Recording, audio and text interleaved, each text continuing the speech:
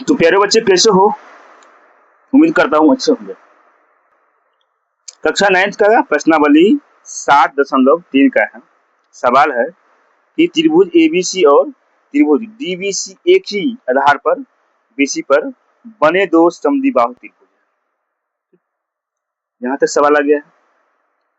इस प्रकार है कि ए और डी भुजा बीसी के एक ही और स्थित है। यदि एडी बढ़ाने पर बीसी को पी पर प्रतिच्छेद करते हैं तो दर्शाना है कि हमें ए बी डी सर्वांग समता ए सी डी है कि नहीं। इस तरह से 4 सवाल दिया हुआ है, तो हमने पहले इसे बनाना है। और आप सब जो है इस वीडियो को लाइक कर दीजिए, वीडियो को शेयर कर दीजिए।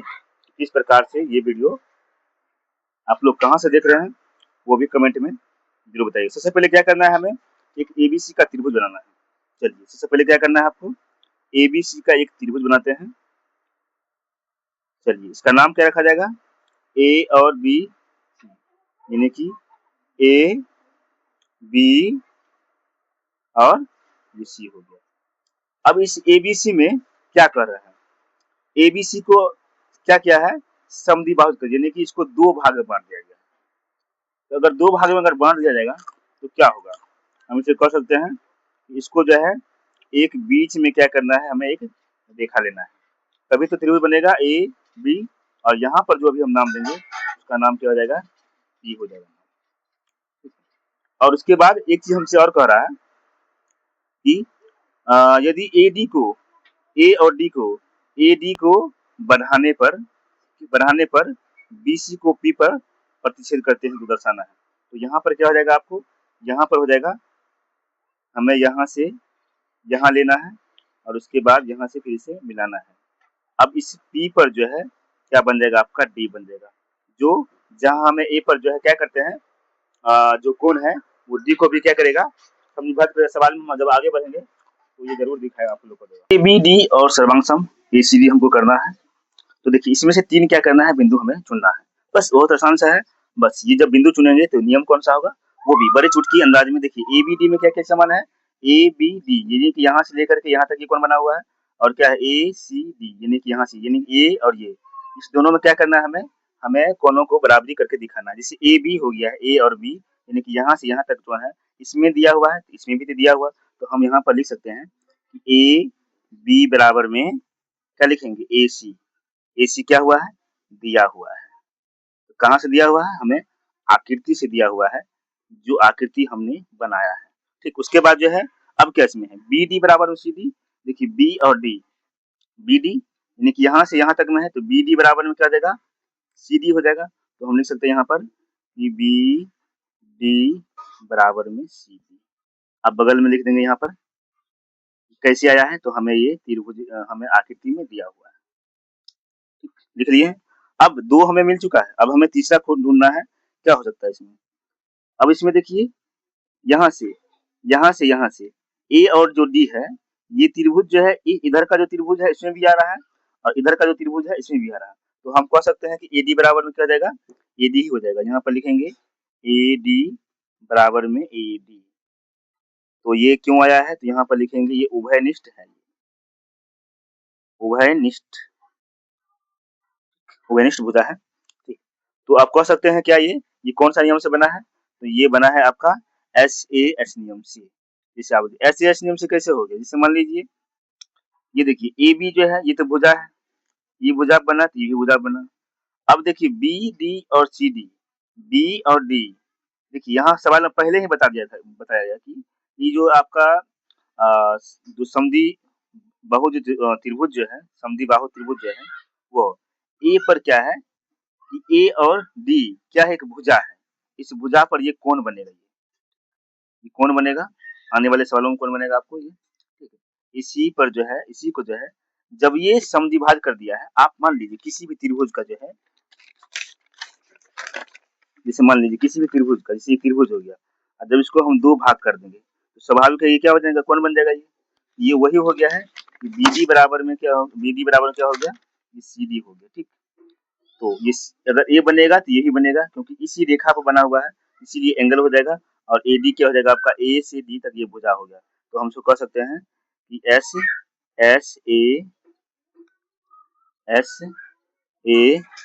नियम से SAS नियम से तो कह सकते हैं, इसीलिए त्रिभुज ABD सर्वांग समता किसका हो जाएगा, ACD हुआ। ठीक, तो हमें जो है ये जो दिखाना था हमने इसे दिखा दिया कि त्रिभुज जो है इसमें से 3 जो है बिंदु है कौन कौन से हैं, तो ये सर्वांग सम सिद्ध हुआ है। अब चलते हैं सवाल नंबर 1 का 2। अब हमें दिखाना है कि ABP और ACP यानी कि त्रिभुज ABPP और त्रिभुज ACP इस समांतर है कि नहीं, ये हमें दिखाना है। तो हम यहाँ से लिख सकते हैं कि त्रिभुज ABP में त्रिभुज यहाँ लिखें त्रिभुज ABP और त्रिभुज जो है ACP में इसमें क्या करना है, हमें 3 बिंदु चुनना है। तो सबसे पहले कैसे चुनेंगे इसे, इसमें क्या क्या चीज समान है। देखिए पहले ही बता दिया गया था कि ये जो है वो क्या करता है, समद्वि भाजक कोण करता है। इसमें क्या हो गया, ये बन गया आपका कोण हो गया, यानी कि यहाँ से लेकर के ये नहीं कि दोनों जो त्रिभुज है दोनों में जाकर ये क्या बन गया है, समद्वि भाज किया है, यानी कि दोनों में जो है ये कोण बनेगा। तो इसको जो है हम लोग क्या मान सकते हैं, इसको हम लोग इसमें और क्या क्या समान है, ABP में यानी कि ABP यानी कि अब जो है आपका यहाँ से यहाँ, पहले क्या था, पहले सिर्फ यहाँ से यहाँ तक था, अब क्या हो गया है, अब आपका यहाँ से यहाँ तक ये त्रिभुज हो गया ABP। और ABP में क्या क्या समान है, तो AB बराबर क्या हो जाएगा, AC हो जाएगा। तो हम यहाँ पर लिख सकते हैं AB बराबर में AC हमें दिया है आकृति के हिसाब से, यहाँ पर लिखेंगे दिया है। उसके बाद देखिए अब अगला सब पॉइंट जो आता है कि अब यहाँ पर हम लोग लेंगे BAP लेंगे, BAP बराबर होता है CAP। ठीक, तो BAP किस माध्यम से आएगा, आपने CT के बारे में पढ़ा होगा कि सम्मुख कोण के सम्मुख भुजा क्या होता है, बराबर होता है। तो B हो गया और A हो गया, P हो गया, यानी कि A पर क्या बन रहा है, कोण बन रहा है। आपको हम एक चीज बताते हैं कि अगर इस यहाँ से लेकर यहाँ से त्रिभुज हो गया, इस त्रिभुज में भी कोण बन रहा है, और यहाँ से लेकर के यहाँ तक में इस त्रिभुज में कोण बन रहा है, दोनों बन रहा है। तो क्या कर लेंगे, सम्मुख कोणों का भुजा क्या होता है, बराबर होता है। तो इस लहजे से जो है BAP हम यहाँ पर लिख सकते हैं, यहाँ पर लिखेंगे BAP बराबर में हो जाएगा आपका CAP, कौन CAP, इसको हम लोग क्या मान सकते हैं, इसको मानेंगे CP और CT द्वारा, यहाँ से लिख सकते हैं। और ये हो जाएगा आपका समीकरण 1 हो जाएगा, क्योंकि अब आने वाले जो सवाल होंगे उसमें इस समीकरण का इस्तेमाल होने वाला है, तो आपको पता चल जाएगा कि आखिर समीकरण क्यों लिखा गया है। ठीक, यहाँ तक हो चुका है। अब इसमें हमें 2 चीज मिल चुका है, अब एक चीज हमें और ढूंढना है, अब क्या वो होना चाहिए। अब जो है इसमें देखिए AP यानी कि यहाँ से लेकर के यहाँ तक, अभी इसी को आपको भूल जाना है, अभी सिर्फ आपको मानना है यहाँ से लेकर के यहाँ तक है डी है कि नहीं, अभी इसे भूल जाना है, अभी सिर्फ आपको इस पे ध्यान देना है। तो यहाँ से लेकर AP क्या हो गया है, एक भुजा है, और एक ये भुजा जो है दोनों त्रिभुज पर बन रहा है, तो हम इसे कह सकते हैं AP बराबर में AP यानी कि उभयनिष्ठ होता है, यहाँ पर लिखेंगे उभयनिष्ठ, उभयनिष्ठ। ठीक, ये हो गया है। तो हमें इसमें से क्या मिल गया, ABP सर्वांग समता जो है त्रिभुज ACP जो है, इसमें हमें 3 बिंदु मिल चुका है।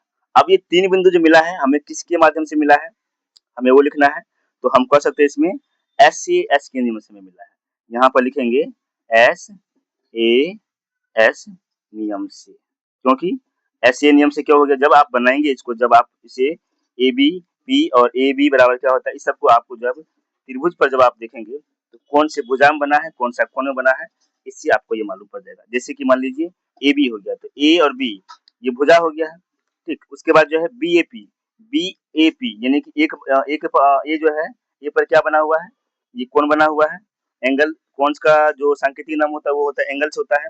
दूसरा देखिए अब आपका जो है AP बराबर में क्या हो जाएगा आपका A और P, ये हो जाएगा, ये भुजा है, तो इसलिए कह सकते हैं इसको AP बराबर में AP कह सकते हैं। तो इसलिए AP क्या होगा आपका ओवरनिस्ट हो गया। तो SAS नियम से ये बना है, SAS नियम से सर्वम समता सिद्ध हुआ है। से इसीलिए त्रिभुज ABP सर्वांग समता जो है त्रिभुज ACP ये हो चुका है। अब इसके बाद आपका ये सवाल बन चुका है। अब हम आगे सवाल नंबर 3 की तरफ चलेंगे। बाकी सबका जो है आपको स्क्रीनशॉट लेना है तो ले लीजिए। अब देखिए इसमें कह रहा है कि AP जो आपका कोण जो है वो A और D को क्या करता है, समद्वि भाजित करता है। तो इसको क्या करेंगे हम लोग, इसको समीकरण 1 से लेंगे जो हमने अगर हम यहाँ पर दिखाते हैं कि सवाल नंबर 2 में किस प्रकार से जो है हम सर्वांग समता जो सिद्ध किए हैं, ठीक उसी प्रकार जब वो वहां से हम सिद्ध करते हैं सर्वांग समता, तो समीकरण 1 तो ले सकते हैं। तो यहाँ पर हम लोग लिख सकते हैं कि समीकरण 1 से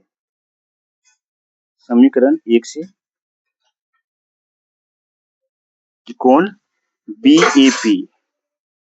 BAP बराबर में क्या हो जाएगा आपका कोण CAP हो जाएगा। ठीक, अब इसमें देखिए AP जो है कोण A को क्या करता है, समद्विभाजित करता है। यहाँ पर हम लोग लिखेंगे क्या कि AP कोण A को समद्विभाजित करता है, समद्विभाजित करता है।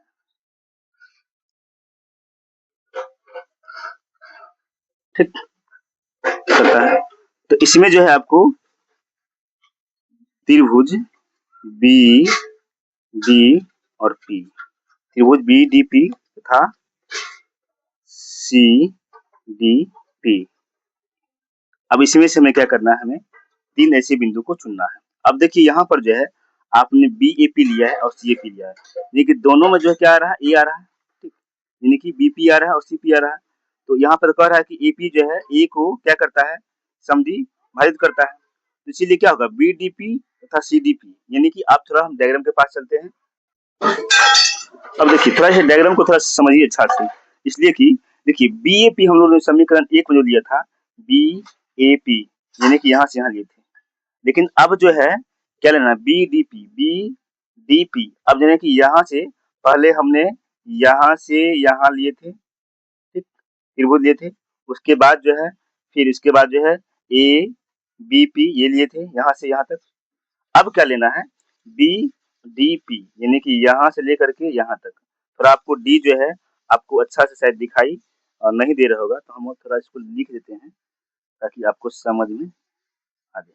देखिए D हो गया है, तो BDP यानी कि ये वाला त्रिभुज, ठीक, BDP CDP, यानी कि इस दोनों में क्या करना है, हमें 3 जो ऐसे जो है चुनना है, बिंदु चुनना है। तो 3 बिंदु क्या हो सकता है, एक तो हो सकता है, अब देखिए BD बराबर क्या हो जाएगा CD हो जाएगा, हमें दिया हुआ है। उसके बाद देखिए क्या होगा, ये है B और P और ये है CP। आप इसे देखिए ये क्या है, ये एक रेखिक समीकरण हो गया है।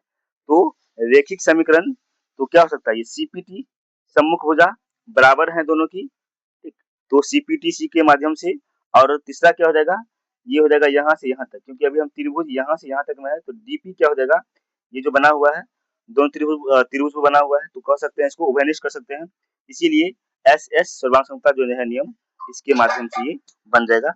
और इसका जो है AP जो है क्या करेगा, D को क्या करेगा, समद्विभाजित, यानी कि AP जो है, ये AP जो है, इसलिए इस D को क्या किया है, समद्विभाजित। चलिए इस प्रकार से हम लोग क्या करेंगे, इसको लिख लेंगे। अब BDP में क्या क्या दिया हुआ है, CDP में क्या क्या दिया हुआ है, उसे हम क्या करेंगे, सबसे पहले चुनेंगे। BD बराबर क्या होता है, तो यहाँ पर लिखेंगे BD बराबर में CD, ये क्या हुआ है, दिया है। उसके बाद नंबर 2 में क्या लिखना है, BP बराबर में CP, ये भी क्या है, ये हमें CPTC के द्वारा मिला है, द्वारा, ठीक। उसके बाद जो है अगला क्या है, DP क्या हो जाएगा हमारा, DP हो जाएगा उभयनिष्ठ। तो हम इसे यहाँ पर लिख सकते हैं उभयनिष्ठ। अब ये उभयनिष्ठ हो गया है, तो इसको हम क्या कर सकते हैं, ये भी एस, ये भी एस, ये भी एस, तो एस ए एस नियम से नहीं होगा, S S S triple S नियमों के अनुसार, नियम से त्रिभुज क्या हो जाएगा, बी डी सी सर्वांग सम सिद्ध हुआ है त्रिभुज कितना, सी डी पी से, ये इसके माध्यम से ये सर्वांग सम सिद्ध हो गया है। तो हम यहाँ पर आप क्या लिख सकते हैं, इसको हम लिख सकते हैं कि बीडीपी कोण बीडीपी बराबर में कोण सीडीपी, यहाँ लिख सकते हैं कोण बीडीपी बराबर में कोण सीडीपी, ये हो गया है। अब ये हमें देखना है कि ये किसके माध्यम से हुआ है, तो ये हुआ था बाय सीपीटीसी के माध्यम से, सीपीटीसी, ठीक। अब इससे इससे साफ साफ मालूम हो गया कि एपी जो है, ए पी कोण डी, डी को समद्वि भाजित करता है, समद्वि भाजित करता है। यहाँ पर हम साफ साफ इसे लिख करके दर्शा सकते हैं। तो ये हो गया आपका सवाल नंबर 1 का 3। अब चलते हैं सवाल नंबर 1 का 4। इसका स्क्रीनशॉट लेना है आप लोग को, तो इसे स्क्रीनशॉट आप लोग ले लीजिए। चलिए हम आगे बढ़ाते क्लास। अब देखिए क्या कहता है, एपी जो है रेखाखंड बीसी का लंब समद्वि भाजक है, यानी कहा जाए कि लंब जो होता है वो होता है ऊंचाई होता है, जो रेखाखंड का ऊंचाई क्या है, बीसी का ऊंचाई, वो हमें ज्ञात करना है।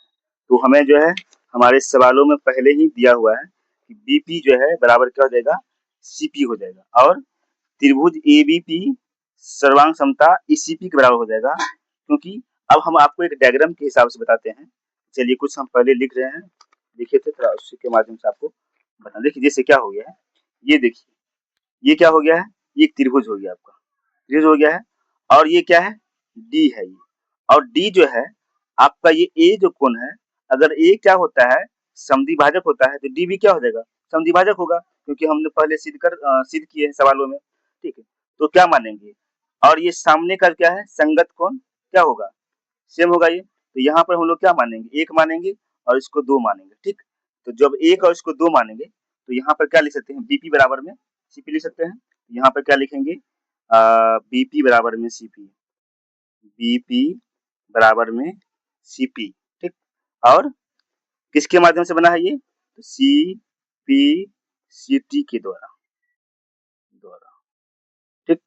उसके बाद अब त्रिभुज ए बी पी में देखना है, त्रिभुज ए बी पी सर्वांग समता है किसका, एसीपी का, एसीपी, ठीक।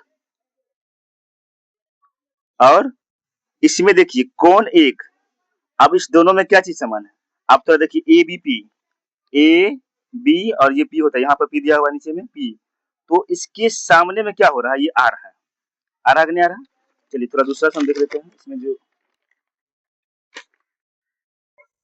थोड़ा समझिए, देखिए ए बी पी यानी कि ए बी पी और ए सी पी, इसमें इसमें क्या, इसमें जो दिया हुआ जो है किसके माध्यम से दिया हुआ है, उसे हमें लिखना है।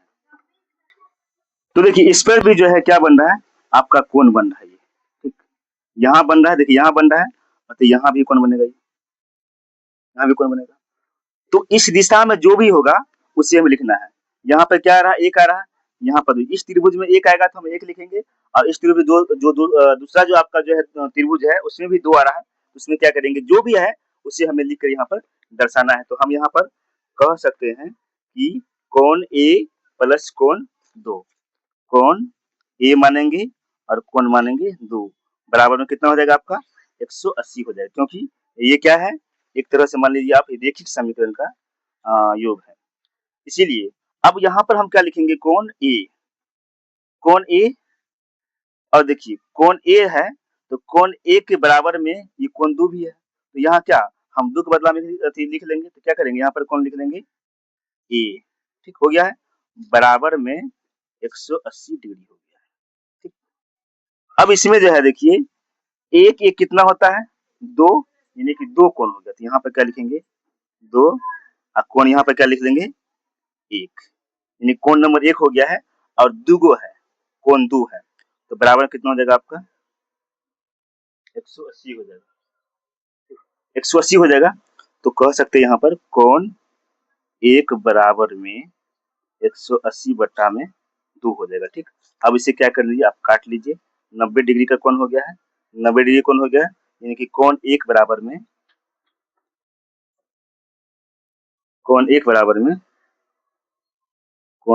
हो गया आपका 90 डिग्री। ठीक, तो ये 90 डिग्री हो गया है और हमें 90 डिग्री दर्शा दिए। इसको हम क्या कर सकते हैं, इसको हम कह सकते हैं कि अतः एपी रेखाखंड